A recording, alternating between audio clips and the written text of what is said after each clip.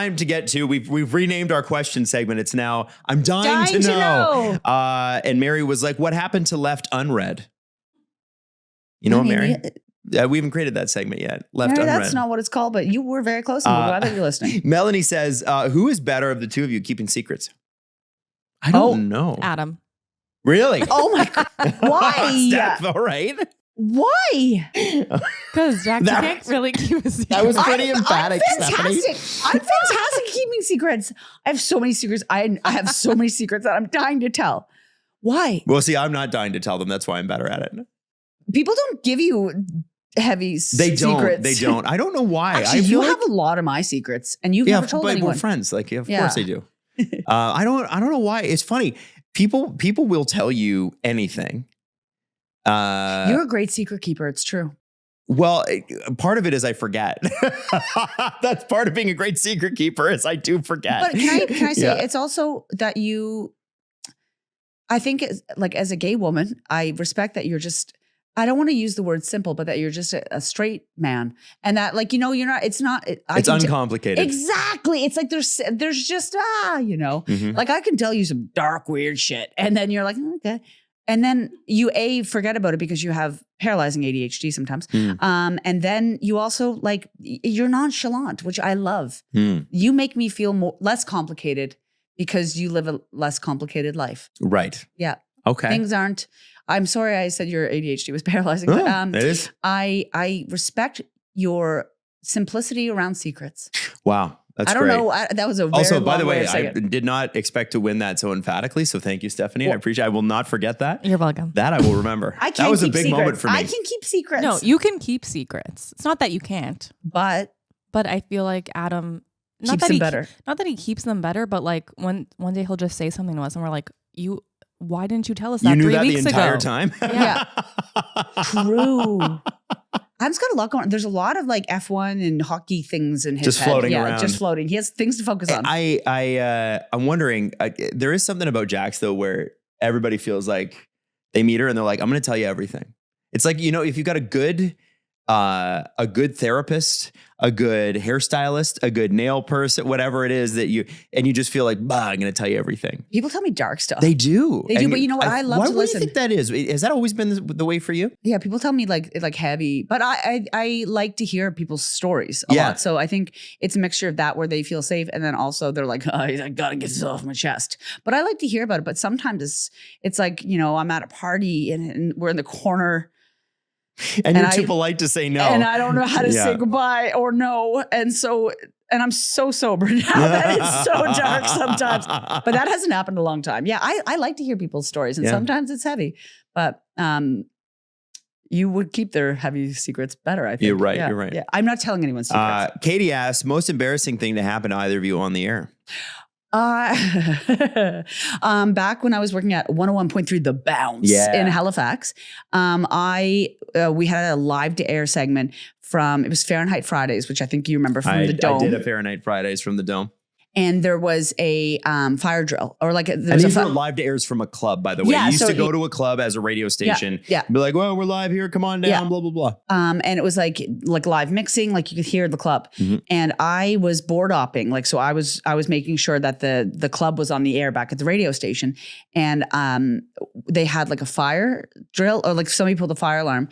And at that point, you're supposed to like click back into the music. Like the regular music that the radio station plays, but instead I just kept the live stream on air because I panicked, and you could hear like screaming, and then like DJ scratching, and everyone like, what the fuck? Like trying to like run out of the club because it's chaotic in there. And then it's like, you could hear, I forget who was on air at the time, but they're like, 101.3, oh shit, 101 like they were they were trying to get back on the club, so it was, and then you could hear like, boop, boop, boop. Like it was all on the air. All on the air. So I was DJing a whole new remix. That's the most embarrassing thing. So what about you? Most embarrassing thing, I think there have been a lot. It's usually when you're going to get in trouble. It's embarrassing with your boss, right? Because the audience I'm less worried about. Audiences are far more accepting than your boss ever gives you credit for. Yeah. Like you're as an audience, like, it's funny. People will be like, oh man, a random swear word slips through on the air. Yeah. And then they didn't, and then they all clutch their pearls. Like, oh my God, we'll never get another listener again. Well, meanwhile, the previous night they were watching The Sopranos. You know what I mean? Yeah. Like people are actually really great. And then sometimes radio programmers forget that. Oh, 100%. Yeah, And yeah. I think, and so mistakes happen, right? Yeah. So I remember I was leaving a job in Calgary and I had to do the morning show by myself because my co-hosts were off. And I had somebody on the air who was talking about their ex-boyfriend and they were mad about their ex-boyfriend. And I forgot to bleep them. And she said something to the effect of, you motherfucker, I'm going to fucking blah, blah, blah. And it was like back to back F-bombs. One slips through, you can get away with it. Two back, like, and my boss thought I did it on purpose. Yeah. And I, to this day, like I told him, like, I did not do that on purpose. And he's like, I think he thought it was like my F you to the station as I went. And I had no feelings like that.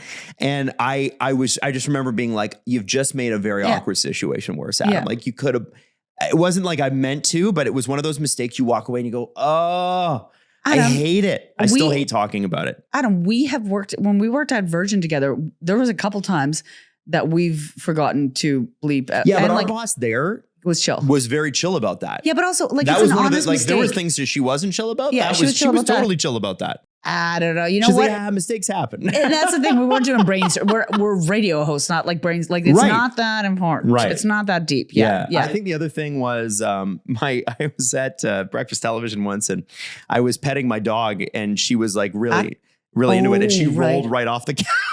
Dude, can we get that clip? I've seen it. It's so good. I have to find it somewhere. I don't know. I don't know where I will find it. You will find it? I feel like Steve posted it. Steve Dangle posted it not long ago. It's incredible. It's very funny. Oh my, like Bindi? Right off the couch. Right it's off the couch. Yeah. Hard. Yeah.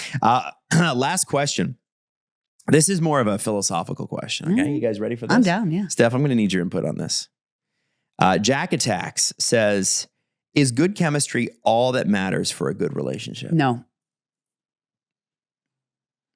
Take it away. Because I think that good chemistry is really lovely and very vital. But I think that for a long-term stable and committed relationship, you need more than that. And I think it depends on what you count as good chemistry. Does that mean does chemistry mean trust? Does chemistry mean like humor and joy and like, I think in this case it's probably banter, but yeah. Yeah. No, banter will only get you so far. I can tell you that from experience. It'll only get you so far.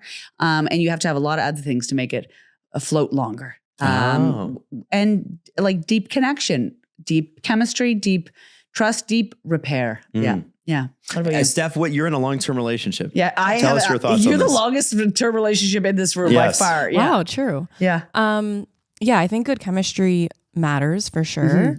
But yeah, you definitely need more to like get you through hard situations. Yeah. Good chemistry is not going to like, get you and your partner through the biggest life decisions you're going to make. Are they resilient? That's a question, eh? Yeah. Like, it's funny. Yeah, anybody can be fun in good times. Yeah. In bad, how are they gonna pull through? Because you will see some bad shit together. You will. And it's hard to, Okay. So now chemistry is not enough. You need to know how iron-willed they are. You need to I'm gonna friggin' batten down the hatches and get through this shit with you. How will you do when we're drowning? We're drowning. How will you do? Chemistry can't get you through the depths of hell. It won't. Anyway, my poor neighbors. That's a great way. I think that's a great way to end the show right there. I think that is a light and joyous way to end. And it's hot out. It's sunny. It's very hot in my home right now, by the way. No, Are you honestly, warm? I'm perfectly fine. You seem to be the one that's boiling hot. It was very cold in Ireland and I haven't gotten used to it. Like under my boobs is sweat. I didn't need to tell you that right now. Right. It's very humid there. I too I sweat there too. Boob sweat. You know what they call it? Yeah. What do they call it? Oh no, that's never mind. No, you can't say that? No, okay. I can't say that. And on that note, guys, have a great week. Love you later. so much. Wait, we're not done. Recommendations. Oh my God, recommendations. All right. Jax, do you have one? No, I have to think of the name first. So my wife and I have been binging this show outside of the sports that I watch, right? Because I watch I do shows for Formula One and for Don't plug it. hockey. Also, take that off the bat. You can't plug your. Sorry. You're Well, always plugging. I'm plugging. That's- I got to plug. No, that's fair. But my wife likes to put on certain shows when she's like as background music. And then I watch it from over her shoulder. Yeah, you I don't. do. You watch with her, Adam. And this one, it's Admit it. called Killer Couples, and it's Oh murder my God, I docs. haven't watched it yet, but I and want it's like to. 30 seasons of content too. So it's like you never ever run out of killer couples. Wait, do And it's they about kill couples who together or people. kill each other? It can be together. Fuck. It can be they kill No. someone else. It can be a throuple. It can be anything you can imagine. Just some sort of killing with the couple. And listen, I am not a big murder doc person. I love I murder always doc. find it funny. Yeah, you and Natalie, neither of you will watch scary movies, but you'll watch people like real stories of people tearing each other limb from Yeah. limb. I don't I'm understand. the same. Yeah. Yeah. I don't get it. But anyway, this Killer Couple show, it gives you a mountain of content to burn through if you're Okay. bored. And it's good background. Like if you get too into your work and you miss one of the Killer Couple stories, that's okay. A nice It's light all right. summer view. 100%. You know? Yeah. What about you? Okay. Listen, is it a recommendation or is it just me wanting other people to talk about this with? And just like that, Oh my God. oh my God. Okay. Is the new season out? no, they don't. It's week by week. So I think that, we're going into a week of episode 4 and I couldn't watch man. the past 2 weeks because I was away and I couldn't get Crave over there. And I watched them back to back over the last couple of days. And I thought, why the hell am I watching this still? I've heard it's terrible. And just like that, I'm disappointed. No, it's terrible, but it's also incredible. It is disappointing, but it's also exhilarating. It is so high budget, but it's also so poorly done. Like it's such contrast all the time. And I sit here and I think we're in season 3. I hate watch it. You hate watch and I it. think, why are we doing this? But there I am every Thursday night firing up Crave. I can't stop. It's like a toxic couple. Me and just like that, Sex in the City. Do you watch it, Steph? I've watched like 2 episodes of Sex in the City and that's it. It's brutal. Okay, well, Sex in the City, man. Like You've watched it all. I've seen every episode, and then just like that, I have seen, or at least season 1, I did. Yeah. Who was what's the redhead name again? Miranda. What do Who you was got? she dating again? She was dating Shay. Shay. Right. The character was Shay. And Shay was like the comedian, right? the comedian, non-binary comedian from Grey's Anatomy. Right. And It's just- so and even with that sentence, sorry, they just feel like they're trying to solve a lot of problems. they were like, they took all the issues. Like people were going back through and going, well, Sex in the City is certainly this. It's like, and well, it was it's from the but of its 90s, time, man. Yeah, 90s. It was from its time. So what they've done is like, let's shoehorn everything into this show. But I saw a really good TikTok this morning about it. I'm so glad you brought this up. Is Carrie Bradshaw actually, they portray her as the hero, but is she just the villain? And she is the antagonist, not the protagonist. She's not like the idea that she was a protagonist who had faults rather than she was just the antagonist the entire time is kind of I was like, whoa, that flipped me on my head a little bit because she sucks. And she sucks a lot now. Like she's like, it's even worse now. Yeah, it's and then the other person's like, and she can't dress well. some of the because they do a lot of, like, the whole show is also like Carrie and her fashion, like it's always nod to like high fashion, etc. But some of I'm like, are we actually doing this? Like some of her outfit choices. But I also have to say, and I don't think I'm giving away any spoilers, they had Rosie O'Donnell in this season as a virgin lesbian nun. And I thought, how do you know? don't do that to Rosie. Don't, you know what I mean? Listen, and because this is the second show that I've seen them bring her into just to be a lesbian. And like, Rosie's a lot of things, but she's worked too hard to be a nun. You think so? A virgin I think she nun would have on welcomed sex. that role. It's just they always put her in these like sad lesbian roles.